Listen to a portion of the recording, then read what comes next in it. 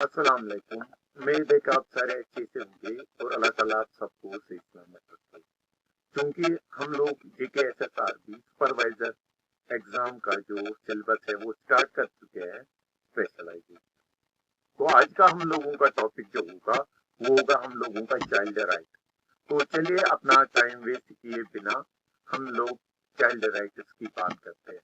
सबसे पहले अगर हम लोग देखें, हमें सबसे पहले ये पता होना चाहिए कि हम लोग चाइल्ड किसको कहते हैं। जनरली अगर हम लोग देखें, चाइल्ड की अगर बात करें, एक बच्चे की अगर हम लोग बात करें यहाँ पे, तो बच्चा किसको कहते हैं? चाइल्ड चाइल्ड हम लोग किसी भी ऐसे मेल या फीमेल को कह सकते हैं जिसकी जो उम्र होगी वो होगी 18 साल से कम, लेस देन 18 ईयर, उसी को हम लोग चाइल्ड कहते हैं।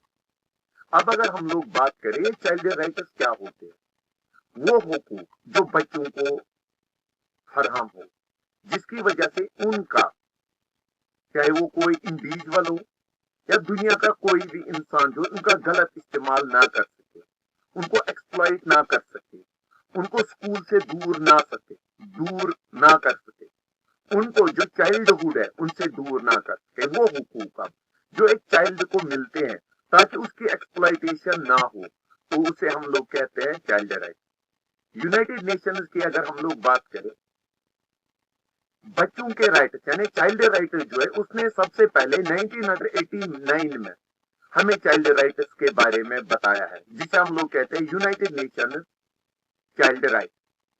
अब इस कन्वेंशन के मुताबिक जो 1989 में हुआ था, कोई भी बच्चा जिसकी उम्र 18 साल से कम होगी उसे हम लोग चाइल्ड जो है वो कंसिडर कर सकते हैं। अब जब वो यूनाइटेड नेशन ने जब कानून बनाया, कॉन्स्टिट्यूशन उसके यूनाइटेड नेशंस में है कि कोई भी बच्चा जो है उसे हम लोग तालीम से महरूम नहीं कर सकते, उसको हम लोग बॉन्डेड लेबर यानी काम नहीं करवा सकते जोर जबरदस्ती के तहत।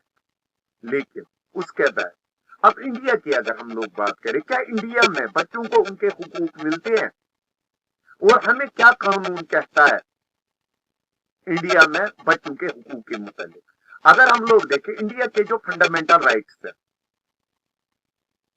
फंडामेंटल राइट वो डायरेक्टिव प्रिंसिपल जो हमारे कंट्री के हैं, वो क्या हमें कहते हैं किसके बारे में? चाइल्ड राइट्स के बारे में। सबसे पहले आर्टिकल नंबर 21A, यह हमें कहता है कोई भी इंसान, कोई भी बच्चा जिसकी उम्र 14 ईयर से कम है, he has right to education, यानी उसे जरूरी स्कूल में जाना है। यह आर्टिकल 21A हमें कहता है कि हर एक बच्चा जिसकी उम्र क्या होगी 14 साल से कम, उसे स्कूल जरूरी जाना है। और अगर हम लोग कॉन्स्टिट्यूशन का राइट टू 14 हम लोग देखें, राइट टू 14 की अगर हम लोग बात करें, राइट टू 14 हमें कहता है कि इंडिया का कोई भी बाशिंदा, चाहे वो हिंदू हो, मुस्लिम हो, सिख हो, ईसाई हो, बच्चा हो या बूढ़ा हो, उसे एजुकेशन हासिल करने का हक है। क्योंकि जब सिटीजन आ गया तो सिटीजन में ये चाइल्ड भी आ जाता है, यानी इंडिया में आप लोग किसी भी चाइल्ड को स्कूल से दूर नहीं रख सकते, तालीम से दूर नहीं रख सकते। इसके बाद आर्टिकल नंबर 15 हमें कहता है आप लोग भेदभाव नहीं कर सकते इंडिया के स्टूडेंट, इंडिया के सिटीजन के साथ। यानी आप लोग ये नहीं कह सकते ये हिंदू है, ये मुस्लिम है, ये सिख है, ये ईसाई है। कोई भी हक, चाहे वो स्कूल जाने का हक हो, चाहे वो एम्प्लॉयमेंट हासिल करने का हक हो, किसी भी सिटीजन को आप लोग नहीं रोक सकते। इसी तरह राइट टू एजुकेशन बच्चों पे भी एम्प्लॉय होता है।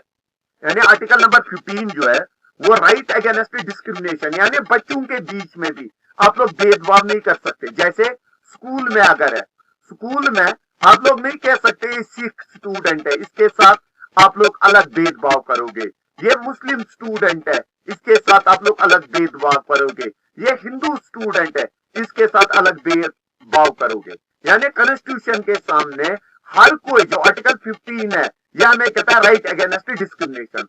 आप लोग किसी का हक नहीं मार सकते, आप लोग किसी को डिस्क्रिमिनेट नहीं कर सकते, किसी भी बच्चे को। नेक्स्ट आर्टिकल नंबर 23 हमें कहता है, आर्टिकल 23 इंडिया में हमें कहता है कि आप लोग जबरदस्ती किसी बच्चे को मजदूरी नहीं करवा सकते। आप लोग किसी भी बच्चे को जानबूझ के किसी दूसरी कंट्री में नहीं ले जा सकते काम करने के लिए। यह आर्टिकल नंबर 23 हमें कहता है। नेक्स्ट वन आर्टिकल नंबर 21 हमें कहता है बच्चे का राइट टू पर्सनल लिबर्टी, यानी एक बच्चा जो है उसकी अपनी मर्जी होती है वो कहां पे रहे। यानी अगर वो किसी स्कूल में पढ़ना चाहता है तो उसकी अपनी मर्जी है वहां पे पढ़े या ना पढ़े। वो किसी कोचिंग सेंटर में जाना चाहता है, आप लोग उसको जोर जबरदस्ती से नहीं निकाल सकते उस कोचिंग सेंटर से। यानी राइट टू लिबर्टी भी है, पर्सनल लिबर्टी। उसके बाद आर्टिकल नंबर 47 जो इंडियन कॉन्स्टिट्यूशन का है वो हमें कहता है कि जो बच्चे हैं इनको हक है अपने लिए खाना हासिल करने का, और स्टेट पे ये जिम्मेवारी बनती है कि बच्चे को वो हेल्थ फैसिलिटीज प्रॉपर प्रोवाइड करे। उसके बाद आर्टिकल नंबर 45 अर्ली चाइल्डहुड किया, यह हमें कहता है जितने भी बच्चे हैं गवर्नमेंट पे ये जिम्मेवारी बनती है उनके बचपन का ख्याल रखा जाए, उनको बेटर स्कूल फैसिलिटीज दी जाए, उनको बेटर न्यूट्रिएंट्स दिए जाए। नेक्स्ट वन है article number 21 right to minority, यानी जैसे यहाँ पे हिंदू और सिख माइनॉरिटीज में उनके बच्चों का हक जाया ना हो।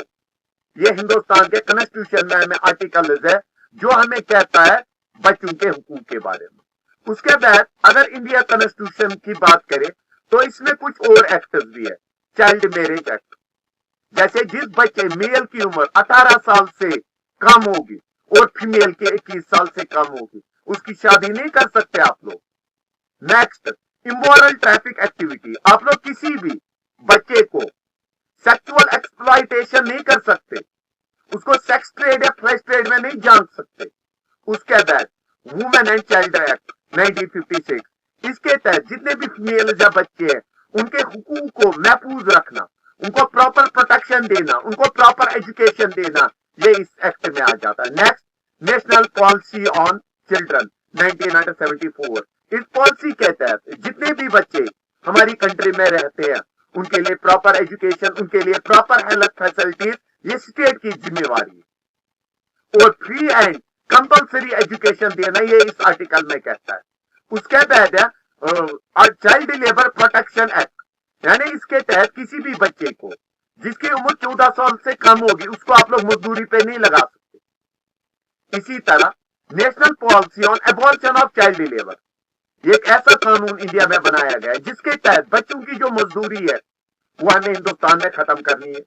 इसके तहत जूनाइल जस्टिस एक्ट जो 2000 में पास किया गया, कोई भी बच्चा जिसकी उम्र 18 साल से कम होगी अगर वो किसी क्रिमिनल केस में मुलविस है उसको फ्री लीगल असिस्टेंस देना, कोर्ट में वकीलों का काम है यहाँ पे गवर्नमेंट वकील का, उसको असिस्टेंस प्रोवाइड करना, उनके लिए जूनाइल होम्स बनाना जहां पे इनकी काउंसलिंग हो। और एक एक्ट जो हमारे पास है प्रीनेटल डायग्नोस्टिक टेस्ट, जिसके तहत यूएसजी के जरिए आप लोग फीमेल का सेक्स नहीं डिटरमाइन कर सकते कि मां के अंदर फीमेल बच्चा पल रहा है कि मेल। इसके बाद protection of child from sexual offence 2012 का एक्ट है ये, इसके तहत किसी भी बच्चे को अगर कोई सेक्सुअली एक्सप्लॉइट करता है, फ्लैश ट्रेड में डालता है तो उसके खिलाफ कार्रवाई होगी। ये 2012 में एक्ट है। यानी अगर ओवरऑल हम लोग देखें हमारी कंट्री में बच्चों को प्रोटेक्ट करने के लिए बहुत से एक्टर्स जो हैं वो प्रेजेंट है। होप कि आप लोगों को ये वीडियो पसंद आया होगा। अगर वीडियो पसंद आया हो तो लाइक, सब्सक्राइब और शेयर करना ना भूलें। शुक्रिया।